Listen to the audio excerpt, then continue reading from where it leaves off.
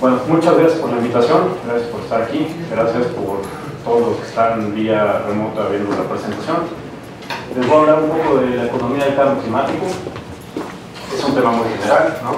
Voy a tratar de enfocarme en una cosa que a lo mejor no han visto todavía, una cosa que no se ha hecho tanto como tratar de hacer un pronóstico de qué va a pasar en los siguientes años, sino más bien qué dicen estos modelos con el clima actual, ¿no? ¿Qué supone que ha pasado con el cambio climático y la economía mundial? Después, bueno, vamos a ver un poco lo que es izquierda de la vamos a ver qué es lo más o lo que se espera y luego vamos a hablar un poco de qué es lo que sabemos o no sabemos en México sobre la economía del cambio climático. Básicamente, pues la idea de la presentación. Sigue, por favor. Bueno, esta es una introducción general, ¿no? Cuando yo estaba estudiando economía, el ejemplo de cosas que no cambian era el clima, ¿no? Entonces decían, los precios de las acciones cambian, el precio del petróleo, pero el clima, no. Ese es el típico ejemplo de la clase de economía. Entonces, cuando uno empieza a entender cómo está compuesto el sistema clima, es evidente que si el hombre transforma todo su entorno para producir riqueza, pues uno se da cuenta que estamos transformando cada componente del sistema clima para producir esta riqueza. No solo la atmósfera, sino en general la tierra, ¿no? La cultura que tenemos, estamos afectando los océanos. Entonces, todo este sistema nos estamos metiendo con él, ¿no? Entonces, no es raro que esto vaya cambiando, ¿no? El efecto invernadero ya se lo conocen, ¿no? La atmósfera es transparente a la energía de onda corta que viene del sol, se calienta, se transforma en energía de onda larga y gracias a los gases de efecto invernadero tenemos una temperatura de equilibrio mayor a la que tendríamos. Por eso se puede tener vida. El problema es que cuando uno aumenta la cantidad de gases de efecto invernadero se genera un desbalance que a largo plazo se corrige, ¿no? Pero aumenta el forzamiento radiativo y entonces eso corresponde a otra temperatura de equilibrio. Así, y precisamente, bueno, aquí tenemos, por ejemplo, el forzamiento radiativo total que se ha observado, ¿no? Esta es la parte antropogénica, es el forzamiento antropogénico, y esto sería lo natural, esto es el forzamiento por el suelo. Vale. Es un tema medio largo y complicado, pero lo que les quiero mostrar con esto es básicamente lo que dice el IPCC, ¿no? Lo que hemos observado tiene que ver con el hombre. No hay manera de explicarlo de otra manera, ¿no? O sea, la parte, por ejemplo, natural, la parte solar, no te explica. Esto es un promedio de todas las corridas del cuarto reporte del IPCC que se hicieron para producir el siglo XX y que lo hacen relativamente bien, ¿no? Ya luego Benjamín me parece que les voy a hablar un poco. Aquí hay unos cuantos problemas en el quinto reporte porque no reproducen una disminución del calentamiento que se ha observado recientemente. Bueno, cuando uno usa la parte antropogénica para explicar esto, lo que obtienes es esta parte de aquí, donde ustedes ven que ya no hay tendencia, ¿no? Ya no hay nada que suba, ¿no? Si uno usa el forzamiento radiativo total o si usa nada más el antropogénico, uno puede explicar este comportamiento hacia arriba. Si uno usa nada más el sol, por ejemplo, la energía del sol, el forzamiento relativo del sol, esto es lo que obtiene. No hay manera de explicar esto, ¿no? con la parte natural. Y bueno, ¿por qué nos importa la economía del cambio climático? A lo mejor hay otras cosas que nos podemos pasar de décadas discutiendo filosóficamente y no tienen una gran relevancia para la toma de decisiones. Bueno, la economía del cambio climático está dirigida a la toma de decisiones. Es para saber qué vamos a hacer, ¿no? No vamos a hacer nada, vamos a seguir algún acuerdo internacional, vamos a mitigar o vamos a adaptar. Bueno, todos los tomadores de decisiones quisieran tener un numerito, ¿no? Que diga, mira, te conviene, vas a ganar dinero o vas a dejar de perder dinero. Entonces eso es lo que ahora se da, bueno, no ahora, pero lleva mucho tiempo dándosele mucha importancia, ¿no? ¿Cuánto cuesta el cambio climático? ¿No? Que es una pregunta que a lo mejor no tiene mucho sentido, como ya habrán visto, pero aquí sigue, por favor. Bueno, ¿y cómo es que ocurren los impactos del cambio climático? Bueno, cambian las emisiones, cambiamos el uso del suelo, cambiamos las concentraciones atmosféricas de ciertos gases o de efecto invernadero, afectamos el balance de energía, ¿no? Incrementamos el forzamiento radiativo y en esto pues le damos al clima, ¿no? Cambiamos el clima, tenemos mecanismos de retroalimentación y finalmente, bueno, tenemos impactos en sistemas físicos, biológicos y humanos y bueno, esto tiene un costo económico. Y todo esto es un gran cierto, una retroalimentación grande. Y esto más o menos es lo que los economistas han tratado de modelar. Han hecho unos modelos que se llaman modelos de evaluación integrada. Claramente los físicos que están aquí saben que, por ejemplo, nada más para modelar cualquier parte de esto está en chino. Ahora, para modelar todo lo demás, pues está más en chino, ¿no? Entonces, hay unos supuestos bárbaros de todo esto, hay unas implicaciones bestiales, ¿no? Entonces, hay que tomarlo con mucha calma, ¿no? Hay que tomarlo con mucho cuidado. Porque sí. Y bueno, lo que nosotros estamos tratando de averiguar ahorita es, bueno, y estos modelos que usamos, por ejemplo, ustedes sabrán el reporte Stern, ¿no? Que dice que vamos a perder muchísimo dinero futuro. Bueno, estos modelos que se usan ahí, ¿alguien los ha validado? ¿Hay manera de validarlos siquiera? Pues no, ¿no? Entonces, una de las cosas que decidimos es, vamos a agarrar la temperatura observada global y vamos a tratar de proyectar los impactos que hubiera que corresponderían a estos cambios, ¿no? Y no solo eso, sino que ya que tenemos una manera de ver la influencia humana, separarla de la natural, pues vamos a tratar de separar los impactos que se podrían atribuir a la parte natural y a la parte antropogénica, ¿no?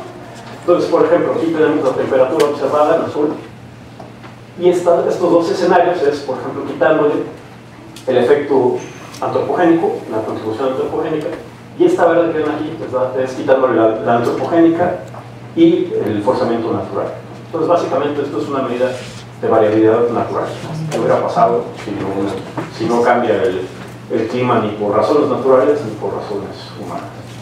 Entonces, con estos tres escenarios los mezclamos y podemos obtener estimaciones de los impactos que se hubieran observado en el siglo XX. Si estos modelos están correctos. Es un gran sí, ¿no? Entonces, lo que hicimos es, usamos los 5 modelos más utilizados en la economía del cambio climático para ver qué pasa. Y bueno, sacamos el ensamble y medidas de qué tanta incertidumbre hay, ¿no? Lo primero que uno le pone a la carne de gallina es que hay modelos que dicen que tenemos ganancias y hay otros que dicen que tuvimos pérdidas, ¿no? Que el cambio climático fue bueno o que el cambio climático fue malo para la economía, ¿no? Entonces, por ejemplo, esto es, usando la temperatura observada, esto es lo que uno obtendría de impacto. En general, la media dice que va para arriba, ¿no? Que hemos tenido ganancias, no mucho, ¿no? Algunas décimas de porcentaje del Producto Interno Bruto Mundial, ¿no? Entonces, bueno, esto se explica, ahorita vamos a ver, por ejemplo, ganancias en la agricultura, básicamente por efecto de fertilización, ¿no? Entonces, bueno, lo que podemos hacer es separar la influencia humana, la influencia natural, ¿no? Esto es lo que correspondería al forzamiento humano, ¿no? Básicamente positivo, ¿no? Y es importante notar que si ustedes ven la amplitud de los beneficios causados por el aumento en el forzamiento antropogénico, pues hasta finales del siglo XX no compiten con, por ejemplo, la variabilidad natural. La variabilidad natural tiene una amplitud mayor en impactos económicos que la antropogénica, aunque al final nos estamos acercando a eso. La variabilidad asociada, por ejemplo, al forzamiento solar genera muy poquitos impactos económicos, ¿no? No tiene realmente mucha relevancia y va en el mismo sentido que la antropogénica. La que sigue, por favor. Y bueno, aquí lo vemos más claro, ¿no? Para comparar. Estas son las ganancias por el forzamiento antropogénico, de acuerdo con la media de los modelos. Esto que ven ustedes aquí es el forzamiento natural, básicamente el sol. Y hay cosas que vale la pena resaltar. Por ejemplo, los impactos positivos han ido aumentando, pero a partir de los 70s aumentaron mucho más rápido, ¿no? Y a partir de los 90s empiezan a bajar, ¿no? Y esto coincide con lo que se llama el slowdown del calentamiento, ¿no? Muchos escépticos dicen que a partir de 1998, 90 y algo, ya no hay cambio climático, ¿no? O sea, se ha acabado, ¿no? Bueno, esto lo discutimos en otra publicación y esto es completamente erróneo, ¿no? De hecho, se puede ver esto como una respuesta del sistema clima a algunos cambios que hemos hecho desde la economía y en tratados internacionales. Por ejemplo, tiene que ver con el protocolo de Montreal y tiene que ver con cambios en prácticas agrícolas en Asia. Y uno puede explicar qué es el programa mediante eso, ¿no? Y la parte de los impactos naturales, el forzamiento natural, básicamente ustedes pueden ver aquí un ciclo, que es el ciclo de 11 años del Sol. Y los impactos negativos, básicamente la variabilidad natural. Esto está dominado por el fenómeno del Niño y por la oscilación multidecadal del Atlántico, ¿no? Con esas dos variables más la persistencia del clima, uno puede explicar 60% de estos impactos. Y como ustedes pueden ver, ahora lo que está pasando es que los impactos asociados al hombre están más o menos son de la misma magnitud que los impactos que se pueden asociar con la variabilidad natural. Estamos cambiando también la economía en este sentido. La que sigue, por favor. Y bueno, ¿qué pasa si vemos esto por sector?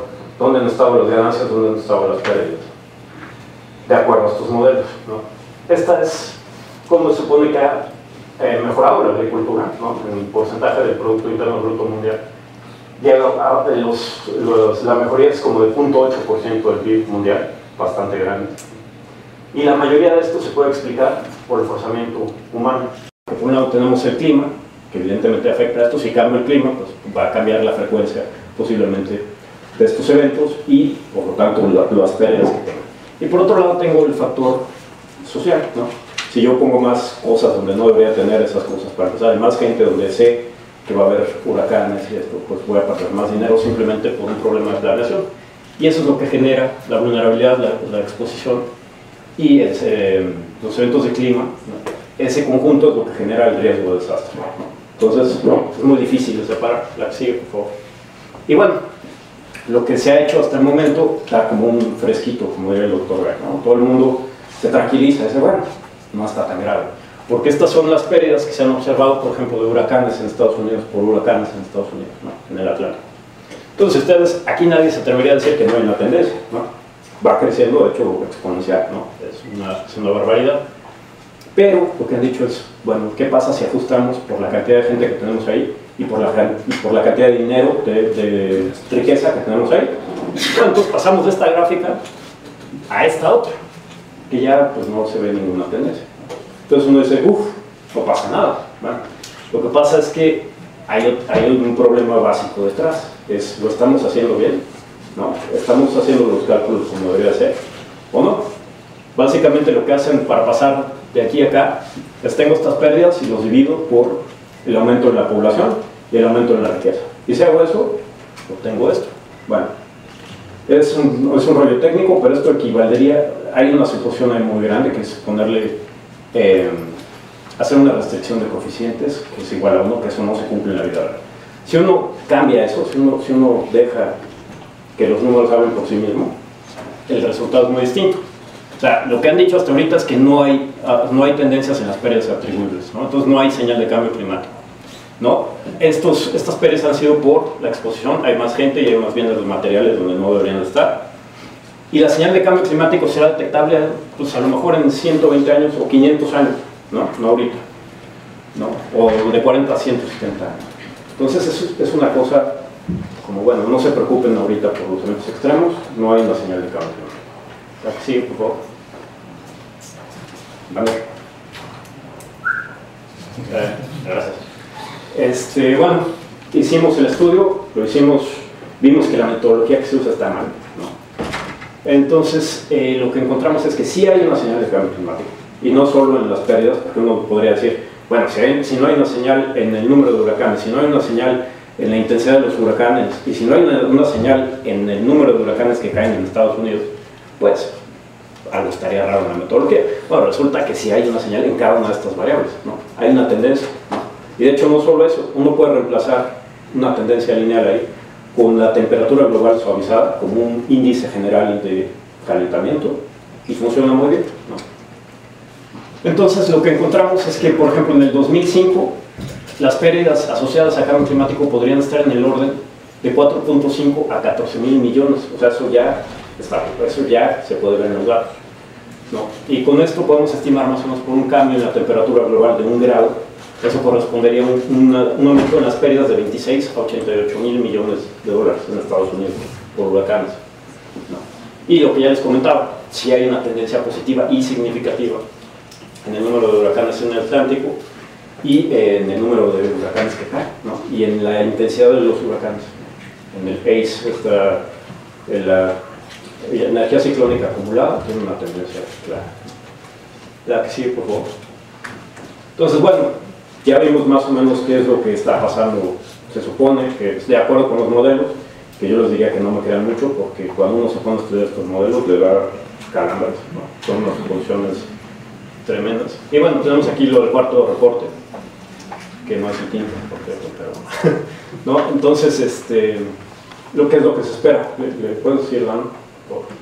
Bueno, esto ya es más viejo que nada, pero bueno, con un cambio, por ejemplo, de 1 grado, aumentaría el potencial agrícola global, ¿no? Perderían en latitudes bajas, la que sigue, por favor. Pérdidas de 1/4 de especies, si aumentamos más la temperatura, la que sigue, de 1/3 de especies, esta cosa se va a poner fea, ¿no? Más fea. Disminución en el potencial agrícola global, ¿no? Más o menos para esos grados. 1/3 de la población está que no tiene mucha comida ni agua, ¿no? La que sigue. Y extinción generalizada de especies, ¿no? Para 6 grados por ahí. Bueno, ¿y qué dicen los economistas? Con esos modelos que les presenté, ¿qué es lo que dicen la economía del cambio climático, la que sigue? Bueno, ellos dicen que, por ejemplo, esto es el aumento de la temperatura global de 0 a 6 grados, y esto es lo que se perdería o ganaría en el PIB, en el Producto Interno Bruto global. Bueno, entonces, aquí es donde uno empieza a sentir que algo no tiene mucho sentido, ¿no? Cuando uno ve que para 6 grados, por ejemplo, que es un planeta totalmente distinto, ¿no? O sea, si nos vamos para 6 grados menos, 5 grados menos, tenemos mamut, y ahorita tendríamos no mamut, ¿no? Entonces, o sea, imagínense que por 6 grados, otro planeta completamente distinto, la economía va a perder 10%. Pues está medio raro, ¿no? O sea, como que algo no anda muy bien. Y cuando uno se pone a ver que, por ejemplo, calibran todos los modelos a 3 grados, ¿no? Y lo que usan son datos observados para hacer esto, pues ¿quién ha visto 3 grados más en la temperatura global? Pues está medio rarito, ¿no? Pero bueno, hay una cosa muy importante. Esto puede que sea muy mal, o sea, muy mal en el sentido de conocimiento científico, que no tiene un agarre tan firme como quisiéramos, pero es lo mejor que se tiene, ¿no? O sea, esto no es cualquier babosada que a alguien se le ocurrió. Hay mucha gente pensando en esto y esto es la mejor solución que se les va a ocurrir. Ahora bien, esto es lo suficientemente bueno como para hacer políticas públicas. Ahí ya no estoy tan seguro. La que sigue, por favor. Otra vez, ¿no? Hay un cierto problema de traducción. Los científicos no sociales te dicen aguas con los cambios en ecosistemas, aguas con los cambios en sistemas físicos, esto es algo que nunca hemos visto, y lo comparas con los economistas y pues bueno, como que no checa, ¿no? Entonces hay que tener mucho cuidado con esto. La que sigue. Entonces, bueno, ¿qué tan sensibles son estos resultados? Ya más o menos les dije, y esto es lo típico que van a ver en cualquier libro de economía del cambio climático y todo esto. No sabemos muy bien cómo se debe evaluar muchas cosas, los métodos que tenemos para evaluar no están hechos para esto, ¿no? Hay muchos problemas, por ejemplo, con las tasas de descuento, que es qué tanto le importa el futuro, ¿no? Las estimaciones están calibradas más allá del rango que hemos visto, entonces, ¿no?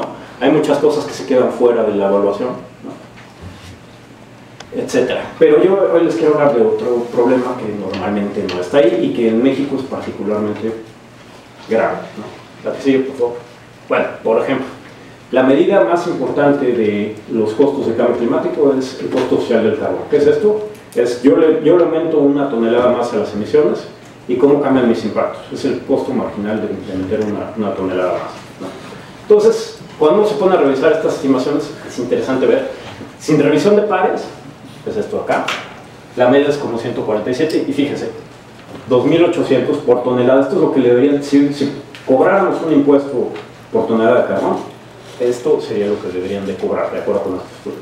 Nos vamos a la revisión de pares y la media es 77 y el rango no pasa de 600, ¿no? Entonces, como que uno dice, ¿qué pasó aquí, no? Y una cosa muy importante es que no quiere decir que lo que está sin revisión de pares, sin una evaluación formal, esté necesariamente mal. Pero si uno va a hacer una afirmación tan dura como esta, más vale que tengas que defenderla, ¿no? Uno quisiera que, y más si esto se ofrece a la toma de decisiones. Ese te dice que perdías entre 5 y 20% del PIB global cada año, ¿no? Cada año. Aquí yo creo que se equivocaron los del reporte mexicano y lo interpretaron como en total, pero no. Bueno, si uno hace este 6%, lo hace anual, resulta que México perdería 0.08% anual. ¿Cómo compara eso con el reporte externo? Pues es otro mundo, ¿no? Estamos hablando de otro problema, un no problema y un problema, ¿no? Y bueno, esto más o menos ya se los platiqué, ¿no? El agua, pues no importa, es insensible al clima, es el 72% de los costos que ellos estiman, pero no le importa el clima. Entonces, ¿de dónde vienen estos costos? Sabrá Dios, ¿no? La agricultura pierde 1.7% y equivale a una década de Procampo, ¿no? Entonces, ¿para qué le metemos tanta lana a Procampo y a estas cosas? No sé. La pérdida de biodiversidad del país, 0.06%. Cada año México se gasta 0.5 del PIB en protección ambiental. Bueno, supongan que este 0.5 gastamos 1% en protección a biodiversidad. Bueno, durante este siglo, si México sigue gastando este 1% del 0.5%, sería 5 veces más, 5.6 veces más que lo que cuesta perder la mitad de la biodiversidad de acuerdo con este reporte. Entonces uno se pregunta, si este reporte está bien, entonces ¿por qué estamos gastando tanto dinero en algo que no vale la pena? No, mejor ya está, ¿no? La que sigue, por favor. Y bueno, ya para terminar, ¿no? Bueno, según esto, los impactos de cambio climático en el siglo XX son posiblemente positivos. Hay que tener cuidado porque hay una incertidumbre de este año y hay muchas cosas que no sabemos cómo se hacen, ¿no? Estos modelos están en menos que pañales, ¿no? Los costos futuros, si bien son significativos, podrían no reflejar la seriedad del problema, ¿no? No se habla de la ciencia con la economía en este 6 grados no puede ser 10% del PIB, ¿no? O sea, eso a cualquiera que le digan no suena, ¿no?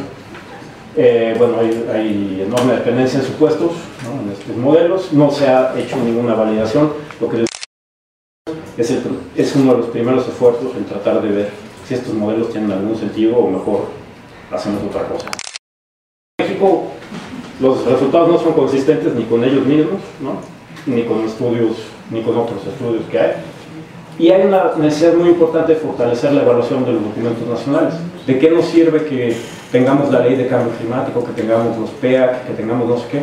Cuando, por ejemplo, ya no lo mencioné, pero los escenarios que se usaron de clima para todos estos trabajos equivalen a un volado. O sea, si ustedes ven en el mapa y dice que se calienta a 2 grados, tiene la misma seriedad que si van a Excel y le ponen aleatorio o si orientan una moneda y ven y dicen, ¿no? Entonces así está la cosa, ¿no? Entonces hay que revisar qué ha pasado ahí. Si uno toma decisiones con un volado, por lo menos tienes el 50% de probabilidades de que no te vaya bien. La que sigue.